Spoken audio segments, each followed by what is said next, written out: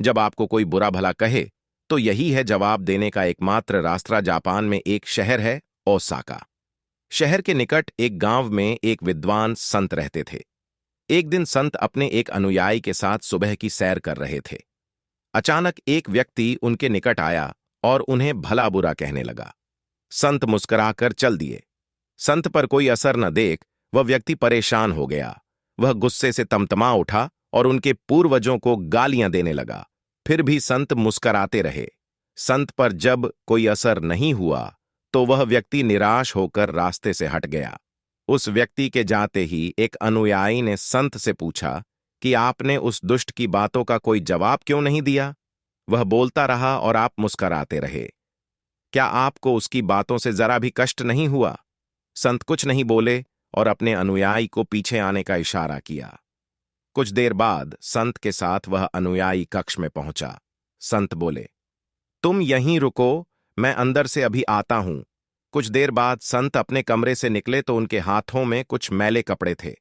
उन्होंने बाहर आकर उस अनुयायी से कहा, ये लो, तुम अपने कपड़े उतार कर इन्हें धारण कर लो।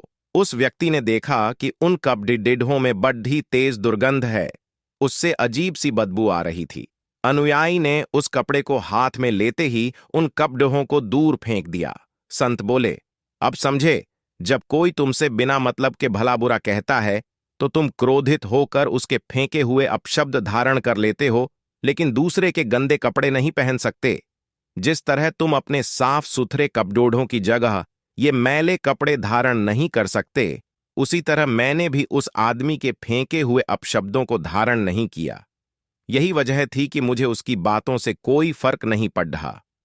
कोई आपको भला बुरा कहे अथवा बद्दुआएं दे तो क्या करना चाहिए?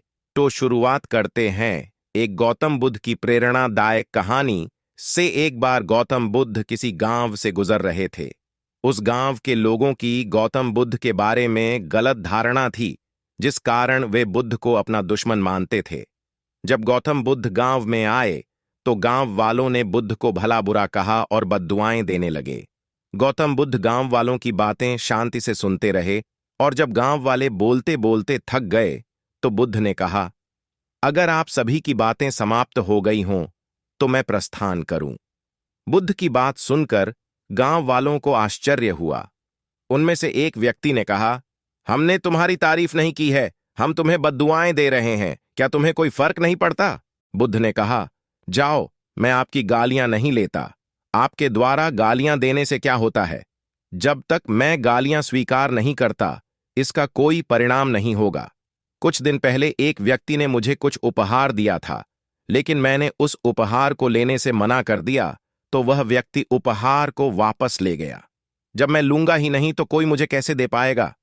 बुद्ध ने बड़ी विनम्रता से पूछा, अगर मैंने उपहार नहीं लिया तो उपहार देने वाले व्यक्ति ने क्या किया होगा? भीड़ में से किसी ने कहा, उस उपहार को व्यक्ति ने अपने पास रख लिया होगा। बुद्ध ने कहा, मुझे आप सब पर बड़ी दया आती है, क्योंकि मैं आपकी इन गालियों को लेने में असमर्थ हूं और इसीलिए आपकी ये गालियां आपके पास ही रह गई हैं। भगवान गौतम बुद्ध के जीवन की यह छोटी सी कहानी हमारे जीवन में एक बड़ा बदलाव ला सकती है, क्योंकि हम में से ज्यादातर लोग यही समझते हैं कि हमारे दुखों का कारण दूसरे व्यक्ति हैं।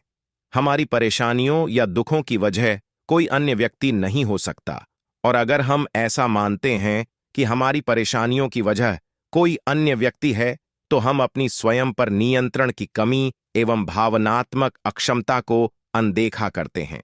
यह हम पर निर्भर करता है कि हम दूसरों के द्वारा प्रदान की गई नकारात्मकता को स्वीकार करते हैं या नहीं।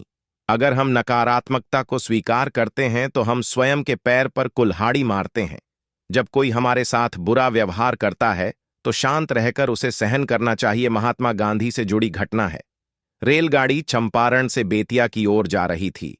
तीसरे दर्जे के डिब्बे में काफी भीड़ थी। रात हो चुकी थी। एक स्टेशन पर रेल रुकी तो एक हट्टा कट्टा किसान उस डिब्बे में चढ़ा। उस समय जो ताकतवर होता था वह दूसरों की जगह ले लेता था। हट्टे कट्टे किसान ने एक सीट पर दुबले पतले व्यक्ति को बैठा हुआ देखा तो उसने दुबले व्यक्ति का हाथ पकड़कर उसे उठा दिया और कहा, यहां क्यों बैठा है, उधर जाकर बैठ। वो दुबले पतले व्यक्ति मोहनदास करमचंद गांधी थे। गांधी जी उस पहलवान को देखकर वहीं नीचे बैठ गए और कहा, आप सीट पर बैठ जाइए। किसान ठाठ से सीट पर बैठ गया। किसान ने गाना शुरू किया, धन्य धन्य गांधी महाराज, दुखियों का दुख मिटाने वाले। वह ये लाइन बार बार गाए जा रहा था और गांधी जी को याद कर रहा था। नीचे बैठे हुए गांधी जी उसे मुस्कान के साथ देख रहे थे। कुछ समय बाद बेतिया स्टेशन आ गया। स्टेशन पर बहुत बड़ी संख्या में लोग गांधी जी का स्वागत करने के लिए पहुंचे थे। जय जयकार के नारे लगाए जा रहे थे। जैसे ही कुछ लोग डिब्बे में चढ़े तो गांधी जी खड़े हुए और डिब्बे से उतर गए। हट्टे कट्टे किसान को कुछ समझ आया और वह तुरंत उठा और डिब्बे से उतरकर गांधी जी के पैरों में गिर पड़ा।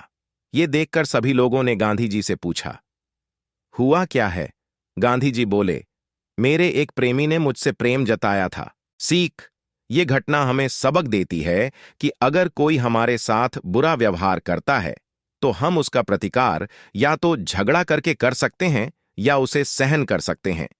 अगर हम प्रतिष्ठित व्यक्ति हैं, लोग हमारे बारे में जानते हैं, तो हमें और ज्यादा विनम्र होना चाहिए। विनम्रता बड़े लोगों का गहना होती है। इस जीवन में हमें हर तरह के लोग मिलते हैं, कुछ जो हमारा भला चाहते हैं, कुछ जो केवल स्वयं का भला चाहते हैं और कुछ जो हमारे साथ बुरा करते हैं। ऐसे में जो लोग हमारे साथ अच्छा व्यवहार रखते हैं, उनके साथ तो हम अच्छा व्यवहार रखने के लिए प्रतिबद्ध है तथा रख भी पाते हैं। पर कई बार हमारे जीवन में ऐसे लोग आ जाते हैं जो हमारे साथ अक्सर गलत करते हैं या फिर कुछ बुरा कर चले जाते हैं। तो ऐसे में हमारे मन में यह सवाल जरूर आता है कि अगर कोई हमारे साथ गलत करे तो क्या करना चाहिए। तो आइए जानते हैं। अगर कोई ऐसा व्यक्ति हमारे साथ गलत करता है या हमें किसी तरह का नुकसान पहुंचाता है जिस पर हम कानूनी तौर पर कदम उठा सकते हैं, तो इसमें कोई दोहराई नहीं है कि आपको ऐसा करना चाहिए या नहीं। आपको कानून की मदद जरूर लेना चाहिए। पर यदि कोई अपना ही आपके साथ कुछ गलत कर दे तो आप कई तरीकों को अपना सकते हैं जिससे कि आपके मन को शांति मिल सकती है। सबसे पहले तो आपको इस बात पर गौर करना होगा कि आपके साथ किस स्तर का धोखा हुआ है, क्योंकि छोटी छोटी बातों पर रिश्तों को खत्म नहीं किया जा सकता है तथा ऐसे में सामने वाले को माफ करना और उसे उसकी गलती का एहसास कराना ही ठीक होता है। पर यदि वह बार बार आपके साथ आपके समझाने पर भी ऐसा ही गलत करता है तो आपको उसका साथ छोड़ देना चाहिए तथा अपने अन्य साथियों को उसके इस दुर्व्यवहार के बारे में बताना चाहिए ताकि वह भी जान सके कि इस व्यक्ति का चरित्र कैसा है तथा उस व्यक्ति पर भरोसा करना ठीक नहीं है। कोई भी व्यक्ति किसी के साथ तभी तक रहता है जब तक उसका फायदा होता है। पर यदि कोई आपका साथ किन्हीं भी परिस्थितियों में नहीं छोड़ता है तथा आपकी सारी कमियों को नजरअंदाज करता है तो आप बड्डेह भाग्यशाली हैं तथा आपको भी ऐसे व्यक्ति का हमेशा साथ देना चाहिए। परंतु कई बार हमारे साथ कुछ ऐसे लोग गलत के जाते हैं कि फिर किसी अन्य पर भरोसा कर पाना आसान नहीं होता है। तो ऐसे आपको उस बुरे व्यक्ति का साथ तो छोड़ देना चाहिए, साथ ही अन्य लोगों पर भरोसा कायम रखना चाहिए ताकि आप तनाव महसूस न करें।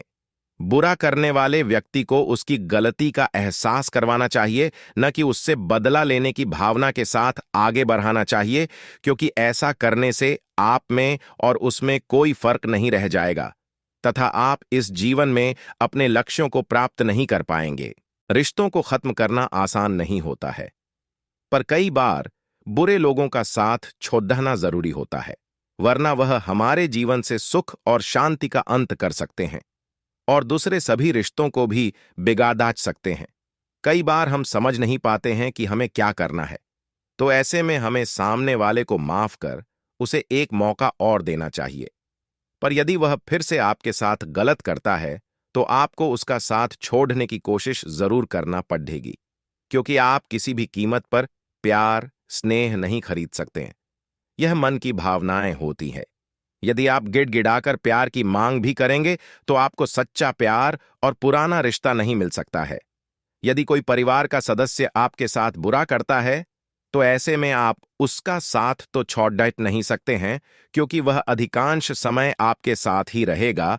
तो आपको उस पर कम ही भरोसा करना चाहिए तथा जितना हो सके उसके बिना अपने कार्यों को पूर्ण करने की कोशिश करना चाहिए ताकि उसे आपकी कमी महसूस हो और अगली बार वह आपके साथ गलत करने में कई बार सोचे।